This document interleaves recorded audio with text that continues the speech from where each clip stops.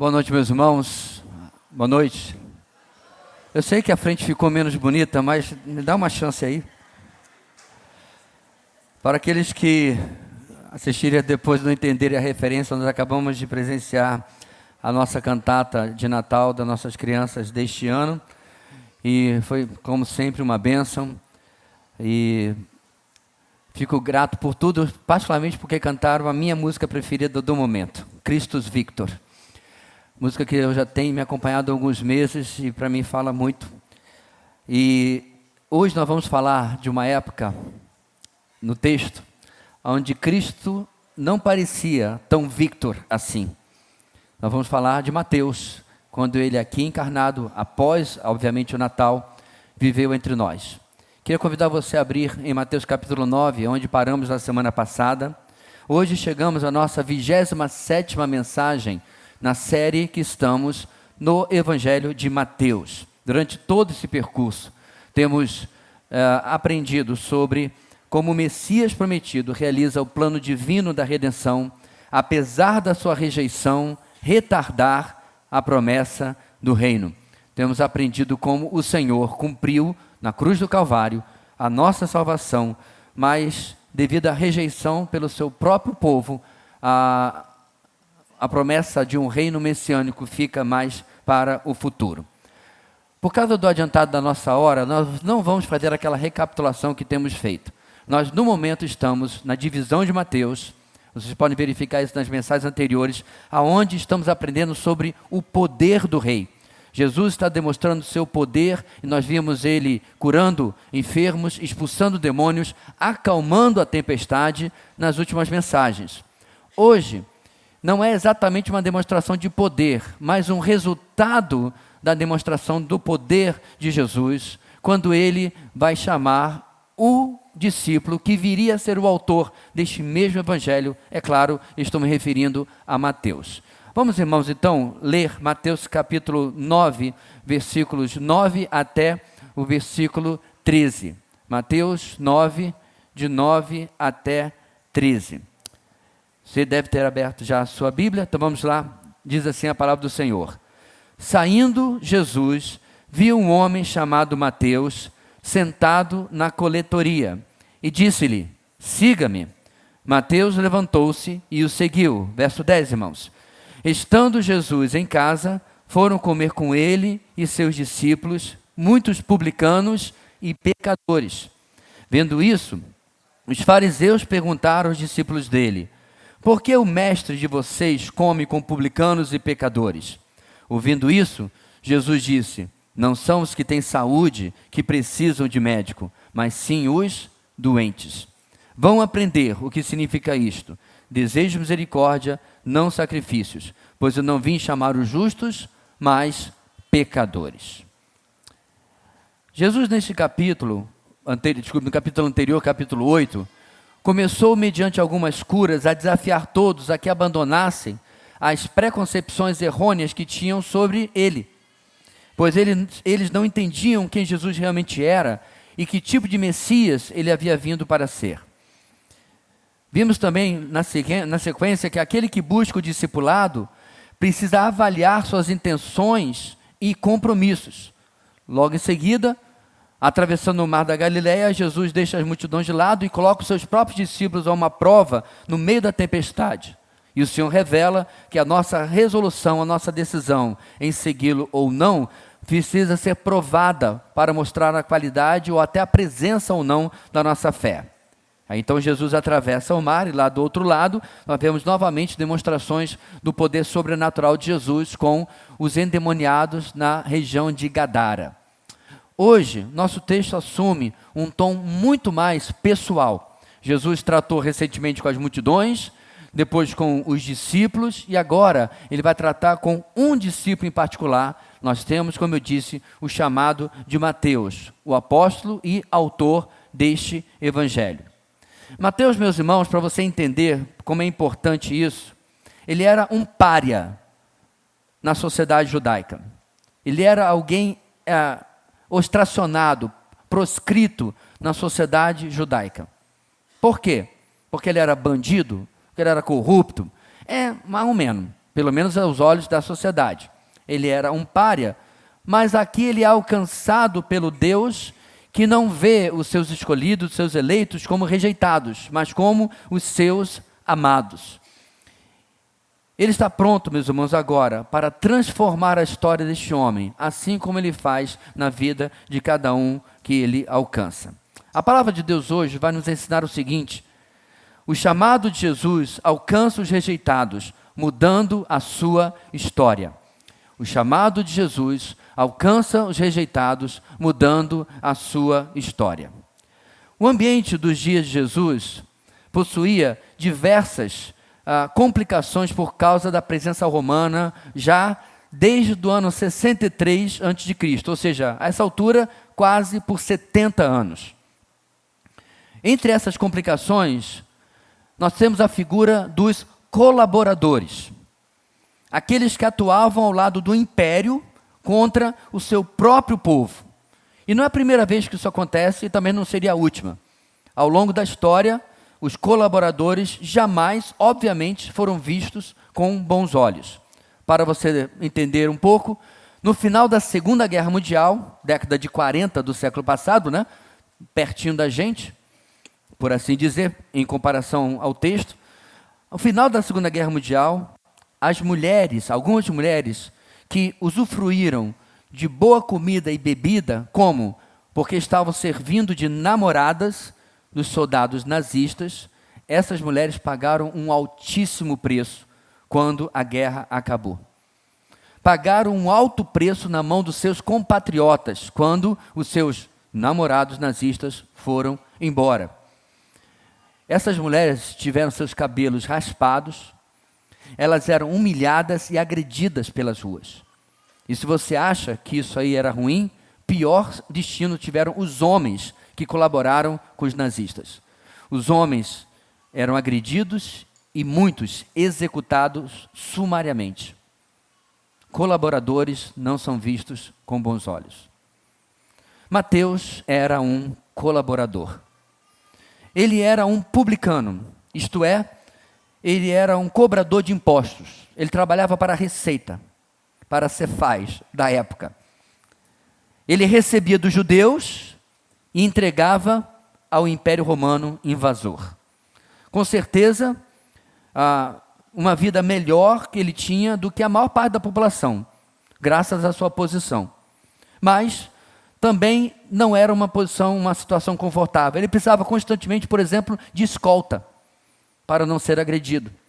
Ele vivia ostracionado daqueles que um dia chamou de amigos e de família. E na execução da sua função, ele encontra, ou é encontrado, melhor dizendo, por Jesus. A única informação pessoal que temos de Mateus é que ele também atendia pelo nome de Levi. Para sua curiosidade, Mateus significa presente de Deus. Levi significa literalmente meu coração. O significado é estar perto, estar junto. Certamente, os judeus não viam Mateus como um presente de Deus e nem queriam estar junto dele. O nome dele era o contrário do efeito que ele produzia na sociedade da época. Mas um judeu, pelo menos, pensava diferente sobre Mateus. E ele continua pensando diferente sobre mim e sobre você ainda hoje. O chamado de Jesus alcança os rejeitados, mudando a sua história. Vamos caminhar no nosso texto? A primeira lição de hoje é a seguinte: o Messias chama seguidores no pior momento da sua história. O Messias chama seguidores no pior momento da sua história. A cena do chamado de Mateus é, digamos, enigmática. Como que um simples convite é imediatamente respondido de forma positiva? Um convite com duas palavrinhas. Siga-me. Só isso. Um verbo e um pronome. Esse convite tão econômico é respondido imediatamente por Mateus de forma positiva. As respostas, porque disso eu creio, nós só conheceremos de verdade na eternidade. Mas nós podemos supor que em uma cidade pequena como essa, a cidade de Cafarnaum, os feitos, os milagres, os sinais e os ensinos de Jesus não eram de forma alguma desconhecidos pelo cobrador de impostos Mateus. E nós bem sabemos, meus irmãos, que a fé, presta atenção, ela não brota do nada. A fé não brota no vácuo de conhecimento. A fé antes é o resultado na psique, na mente humana, da ação da palavra de Deus por meio do Espírito Santo. Pastor, de onde o senhor tirou isso? De Paulo, claro. A fé vem pelo ouvir e ouvir a palavra de Cristo. Ninguém acorda, hoje eu estou cheio de fé. Não, fé é gerada, a fé verdadeira, a fé bíblica, é gerada por conhecer quem Deus é e o que Ele faz. Mateus, com certeza, na pequena cidade de Cafarnaum, havia passado por este conhecimento sobre quem Jesus é e o que Ele havia feito, o que havia ensinado. E o Senhor Jesus, claro, sabia sobre os efeitos que tudo o que Ele havia feito estava causando na vida de Jesus. Jesus conhecia ainda mais a pessoa de Mateus, como certamente conhece a cada um de nós. Vale destacar, meus irmãos, que na famosa agora série The Chosen, tentaram imaginar uma história por trás da pessoa real. Como eu disse, nós não temos quase nada sobre a vida de Mateus, a não ser o seu segundo nome. Mas a série tenta imaginar. Então eles decidiram retratá-lo com algum tipo de peculiaridade na sua personalidade. Alguns dizem até com algum grau de autismo ou uma questão familiar. Isso, irmãos, é completamente fora do texto bíblico. Não há absolutamente nada no texto bíblico que apontasse que Mateus tivesse, como eu disse, algum tipo de comportamento peculiar, diferente ou qualquer dificuldade de saúde. Nada disso está lá. Mas existe uma outra questão colocada na série fictícia, quero destacar isso, que talvez seja algo muito, muito provável. Mateus era rejeitado, muito provavelmente, pela própria família. Assim, é claro, por todo o povo. Nisso eu creio que há elementos para a série conjecturar. Não era uma vida confortável. Em resumo, irmãos, a vida de Mateus e a vida de qualquer cobrador de impostos daqueles dias, qualquer colaborador do império, não era fácil. E claro, por boa razão. Ser um colaborador do regime invasor trazia um peso enorme sobre a pessoa. Trazia uma bagagem que ela carregava todo o tempo. Um isolamento que Mateus levava todo o tempo. E Jesus sabia exatamente disso sobre a vida de Mateus. Assim, milagre após milagre, ensino após ensino, inclusive o Sermão do Monte, o Senhor foi quebrando as resistências de Mateus e preparando-o para esse encontro que nós temos no verso 9. A mesma coisa em detalhes e circunstâncias diferentes, o Senhor, meus irmãos, fez na vida de cada um de nós. Como eu já ilustrei tantas e tantas vezes, você não acordou um belo dia e disse, olha, acho que eu sou crente. Não, isso não existe. Cada um de nós temos uma biografia da nossa caminhada, do que o Senhor fez até chegarmos ao conhecimento da pessoa dele. De uma maneira ou de outra, o Senhor nos quebrou até nos encontrarmos com Ele e sermos refeitos como seus servos, como seus discípulos. E detalhe, alguns essa noite aqui talvez ainda estejam exatamente neste processo. Talvez essa seja a enésima vez que você ouve falar sobre Jesus. Talvez você tenha crescido junto com pais, irmãos, amigos que conhecem o Senhor. E você está exatamente neste processo. E o lugar que Deus deseja levar você é o mesmo lugar que levou Mateus neste texto, a ser um seguidor de Jesus. No nosso texto, o convite de Jesus, como eu disse, recebe a resposta sintetizada que diz o seguinte: Mateus levantou-se e o seguiu. Deixou sua repartição pública para trás, provavelmente deu um tchau para o soldado que fazia a sua guarda, dizendo, está aqui a chave, bye, estou indo embora. Levantou-se e o seguiu. A resposta aponta que, ainda que seja óbvio, aponta que há muito mais por trás da história de Mateus. Mas a resposta aponta, meus irmãos, que ele não é o foco. Se o desejo do texto escrito por ele mesmo, fosse: deixa eu lhe contar como foi minha conversão, nós teríamos aqui uma longa história, um longo texto.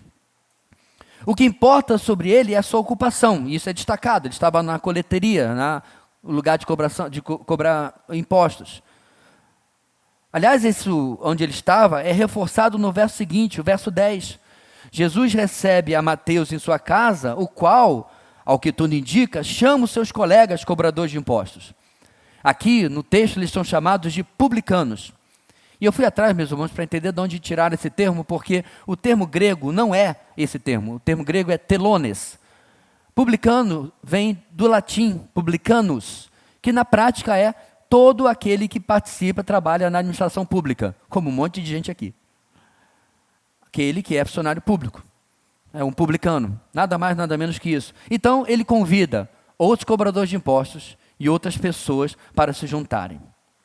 Uma outra lição aqui é que Jesus não apenas alcança um homem no pior momento da sua história, mas transforma essa ocasião em uma oportunidade para alcançar alguns que muito provavelmente tinham receio de procurar a Jesus.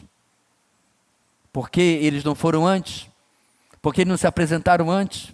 Porque o próprio Mateus não se pronunciou e não buscou a Jesus antes de ser por ele buscado? Porque eles eram párias, porque viviam à margem da sociedade, porque eles não eram bem vistos. Mas certamente desejavam procurá-lo, mas tinham um tremendo receio. Sabe por quê? Afinal de contas, ele não era o Messias, ele não era o Messias dos judeus. Provavelmente eles pensavam: ele não vai nos ver com bons olhos. Ele também vai nos ver como traidores do seu povo. Bem, por meio de Mateus, eles aprenderam que Jesus não era igual a todo mundo. Jesus não age da mesma forma com os nossos erros, com as nossas falhas, com a rejeição que muitos dirigiriam a nós.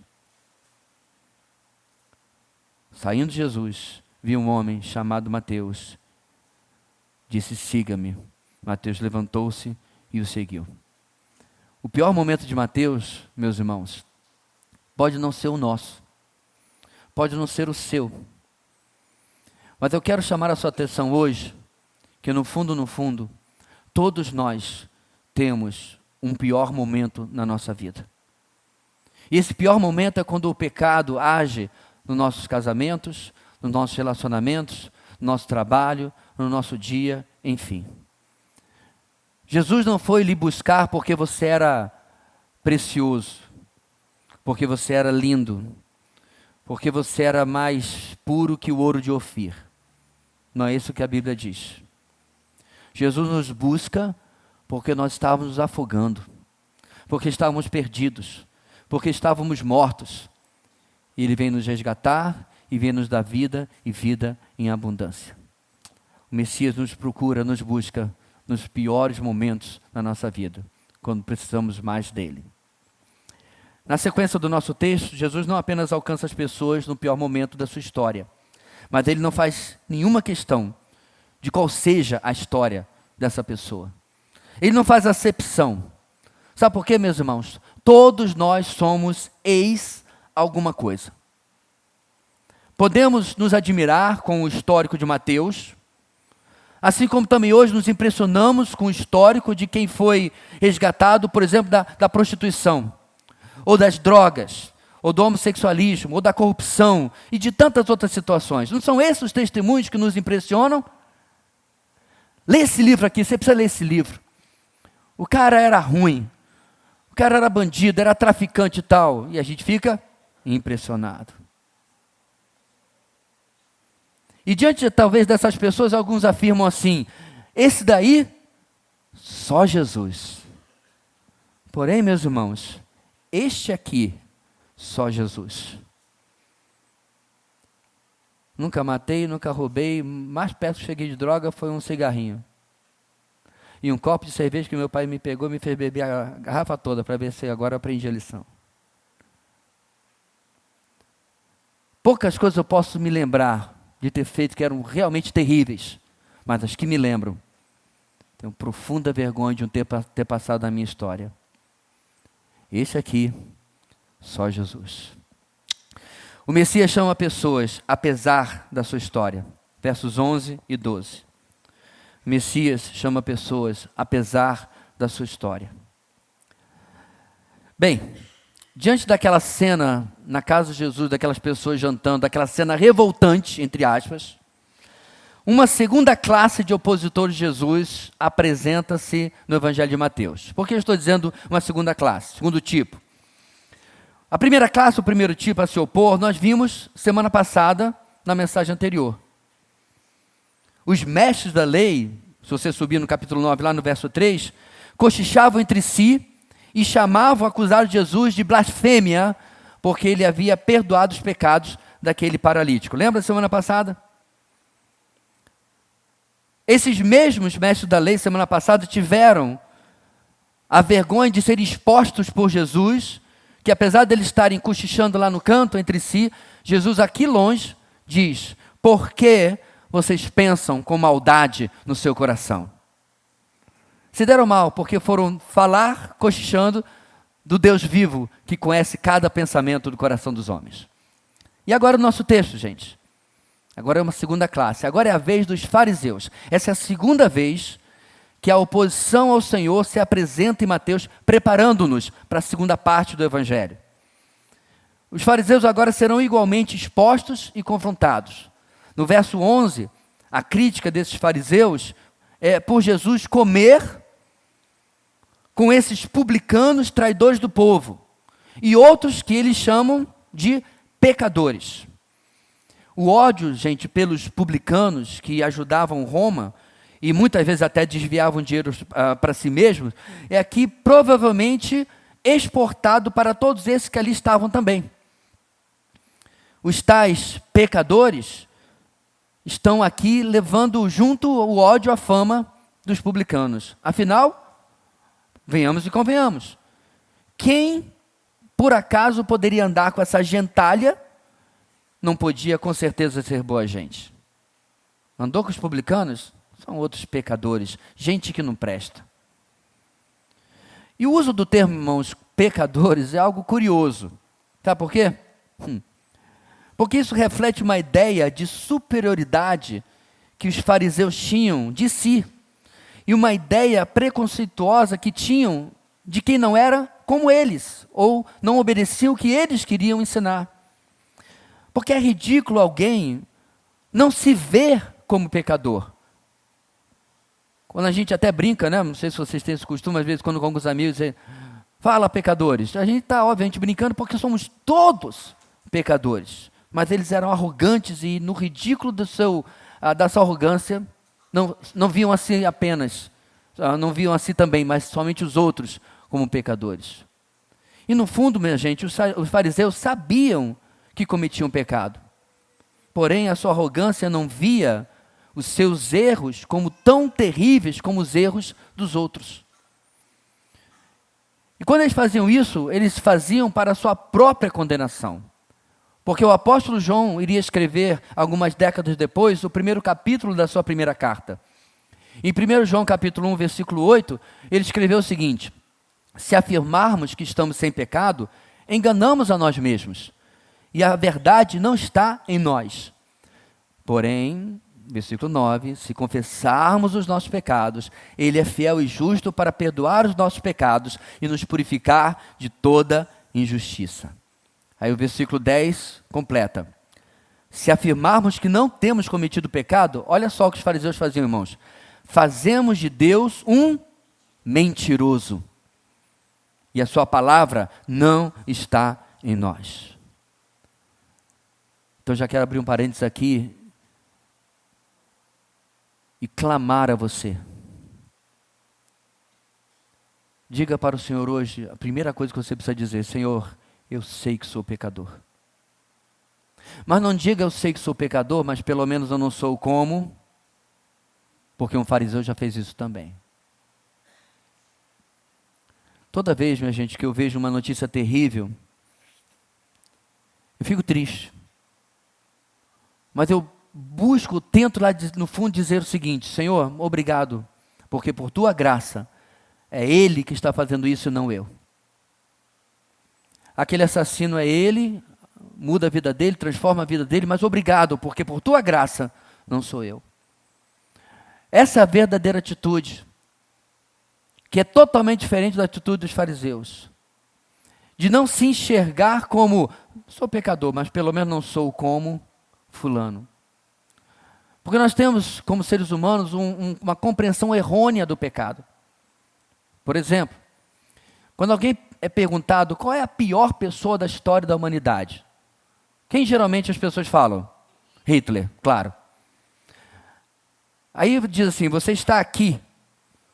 Em relação a uma vida de pecado, onde está Hitler? Aí a pessoa diz, uns 100 quilômetros para lá. Falei, ok. Então, se Hitler está a 100 quilômetros para lá, você supostamente está aqui, adivinha onde está Jesus? 1 bilhão de galáxias para aquela direção de lá. Ou seja, eu, Joversi, que farisaicamente me acho tão bom, estou pertinho de Hitler, que são 100 quilômetros em comparação a 1 bilhão de galáxias. Dessa forma, gente, ao negar que o seu grau de pecaminosidade necessitava desesperadamente do perdão e da graça de Deus, os fariseus permaneciam em seus pecados e ainda ofendiam ao Senhor Deus. E é exatamente por causa dessa realidade que Jesus afirma o que afirma no verso 12. Os fariseus não eram saudáveis, eles não tinham saúde, mas eles se viam dessa forma, não se viam como doentes. E portanto, ao não se ver como doentes, não conseguiam ir a Jesus, o médico de nossas almas, por não perceberem a sua miséria espiritual, a sua doença espiritual, a doença do pecado. Porém, irmãos, por outro lado, aquele desprezível cobrador de impostos e os seus colegas que estavam ali com Jesus e conhecidos os pecadores, estavam ali. Mateus seria curado e provavelmente outros muitos seriam curados também. É interessante, meus irmãos, porque a necessidade de reconhecer a nossa doença é o primeiro passo para sermos curados. A necessidade de reconhecer o quanto precisamos do Senhor. E ele faz isso de outra forma em João capítulo 9 para mostrar para nós que a nossa teimosia em dizer eu estou bem é a nossa própria ruína. Em João capítulo 9, como eu disse, com uma ilustração diferente, ele aponta mais uma vez para a arrogância dos fariseus. Deixa eu ler para vocês. João 9:39, disse Jesus, eu vim a este mundo para o julgamento, a fim de que os cegos vejam e os que veem se tornem cegos. Você entendeu o que Jesus está dizendo aqui? Aqueles que humildemente dizendo, Senhor, eu não enxergo nada, eu estou doente, eu estou perdido, eu estou morto, tem misericórdia de mim? Jesus disse, esses vão ver. Mas aqueles que se acham com visão, ficarão cegos. Alguns fariseus que estavam com ele, ouviram-no dizer isso e perguntaram, acaso nós também somos cegos? Jesus disse, podia dizer, né? Isso aí, acertou direitinho. Disse Jesus, se vocês fossem cegos, admitindo isso, ele quer dizer, não seriam culpados de pecado. Mas agora que dizem que podem ver, a culpa de vocês permanece. Jesus dava um nó na cabeça das pessoas. Quando o ser humano, meus irmãos, não se reconhece como doente, como cego, como nu, como pobre, como necessitado, ele simplesmente está dizendo para Deus, me deixe em paz. Eu já sou, eu já tenho tudo o que eu preciso. Não preciso de mais nada. Aquele que reconhece a sua falência de recursos, em outras palavras, que reconhece a sua doença, a sua cegueira, são aqueles que o Senhor chama, apesar de qualquer que seja a sua história. Somente aqueles que batem no peito, que nem mesmo conseguem levantar a cabeça e clamam, Deus, tem misericórdia de mim, que sou pecador, são atendidos pelo Senhor. Veja bem, meus amados, o problema não é o seu passado, o problema é a sua atitude presente. O problema não é o seu histórico. O Senhor não está nem aí para quem você foi. Deus está interessado em quem você é agora. Alguém que diz: Deus tem misericórdia de mim, que sou pecador. Aliás, se você lembra bem, essa frase está na parábola, adivinha só, do fariseu e do publicano, que Jesus conta em Lucas capítulo 18. Essa parábola, irmãos, ilustra o que Pedro e Tiago iriam escrever mais à frente. Deus se opõe aos orgulhosos, mas concede graça aos humildes. Será, meus irmãos, que nós naquele dia, se estivéssemos na vizinhança de Cafarnaum, estaremos lá dentro, comendo com publicanos e pecadores e Jesus, ou estaremos lá de fora, criticando arrogantemente e se achando sem nenhuma doença? Na sequência final do nosso texto, último versículo, o Messias nos chama no pior momento das nossas vidas, apesar da nossa história, e o que Ele faz? Ele nos faz novos, nos faz parte de uma nova criação. Ele toma homens e mulheres, transforma e muda as suas vidas, muda a sua história. Número 3, o Messias chama pessoas transformando a sua história. Versículo 13. No nosso verso final, irmãos, a afirmação de Jesus confirma o que estava acontecendo ali naquele jantar. Nós não podemos afirmar sobre todos, é claro, mas podemos afirmar sobre aquele que viria a ser o apóstolo Mateus, pelo menos. Sua história aqui está sendo transformada, porque Mateus não ofereceu uma mera vida religiosa. Talvez ele tenha tentado, gente, fazer isso antes. Talvez ele tenha tentado o jeito dos fariseus toda a sua vida. Qual o jeito dos fariseus? Viver uma vida meia boca para Deus, pela metade para Deus. Um jeito hipócrita. Mateus certamente estava presente no templo, em cada festividade judaica, não faltava uma Páscoa. Ele levava seu sacrifício em dia, dízimos e ofertas estavam entregues. Muito provavelmente ele tenha levado essa vida dupla toda a sua vida. Mas um religioso hipócrita que tomava o sabá como se fosse qualquer outro dia, mas levava seu sacrifício e do domingo em diante vivia a vida como publicano, vivia a vida dupla. Mas agora, pelos lábios do Senhor, Mateus busca a misericórdia, busca a humilhação, busca reconhecer-se indigno diante do Senhor. Mateus, por não se ver como justo, como os fariseus se viam, mas agora se vendo como pecador, ele pode finalmente ser um pecador justificado pelo Messias, aquele que logo derramaria o seu sangue por ele e por todos os seus, o Cordeiro de Deus que tira o pecado do mundo. O Cordeiro de Deus que ao fazer isso não nos devolve para o mundo, mas transforma a nossa história. O Messias, meus irmãos, chama as pessoas para que possam viver esta nova vida, a vida abundante que João 10,10 nos fala. Não necessariamente uma vida próspera, não será necessariamente uma vida famosa. Tem até aquela velha história: se você está triste e feio, venha para Jesus, porque pelo menos você vai ficar só feio.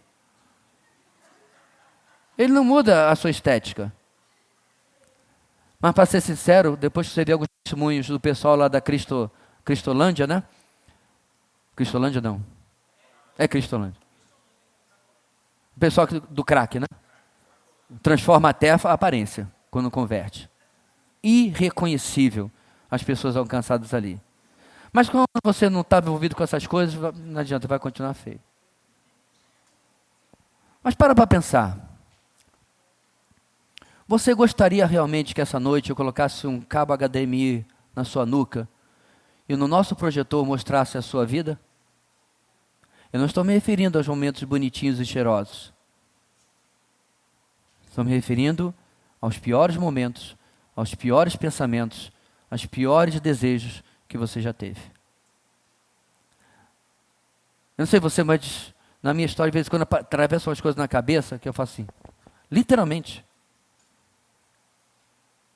Eu sirvo ao Senhor há 45 anos. E de vez em quando atravessa coisas que lembram muito o velho Joversi, o velho homem, sentimentos de raiva e outros piores. E você vê claramente quem você era e hoje o que você pode ser simplesmente por causa de Cristo. Mudar história é uma coisa que todo mundo gosta. Está cheio de vídeo no Instagram sobre isso, não é verdade? Porque o mundo, gente, ele adora as chamadas histórias de superação. Já viu? Por exemplo, um menino pobre, que tinha um pai alcoólatra, uma mãe ausente, estudou em escola pública, e agora ele venceu tudo e é doutor, por exemplo. O pessoal gosta de histórias assim. Mas o que nós estamos falando aqui não é de forma nenhuma uma história de superação humana.